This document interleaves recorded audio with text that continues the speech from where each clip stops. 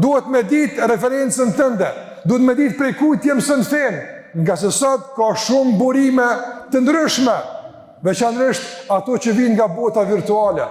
Sot gjejmë djalë rihin në fe, ende nuk i din bazat e fesë si duhet, nuk i njeh rregullat e namazit, kapet për çështje madhore, globale, probleme të ndryshme që realisht te i kalojnë dimensionin e vendit tonë dhe problemeve tona. E në kuadrat e këtij angazhimi pastaj shohet në analiza, në gjykime, madje në akuza, në shpifje, e deri në veprime të rrezikshme që mund t'i kushtojë atij dhe gjithëve neve. Pse e bën këtë? Pse nuk është kapur i tonë dur, nuk është ulë në gjën me mësu ku duhet, se ka mësu fen ku duhet dhe se ka mësu fen për fillimet të saj, por është kap për anët që ati nuk i përkasën, nuk i takojnë.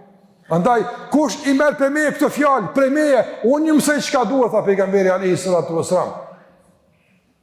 Dhe me marë fejnë të ndërvëzër për me praktiku, për jetën tone, jo me mësu fejnë për me shajt dikan, jo me mësu fejnë për me barikatu jetën kashit dikujt, jo me mësu fejnë për me gjyku dikan, jo.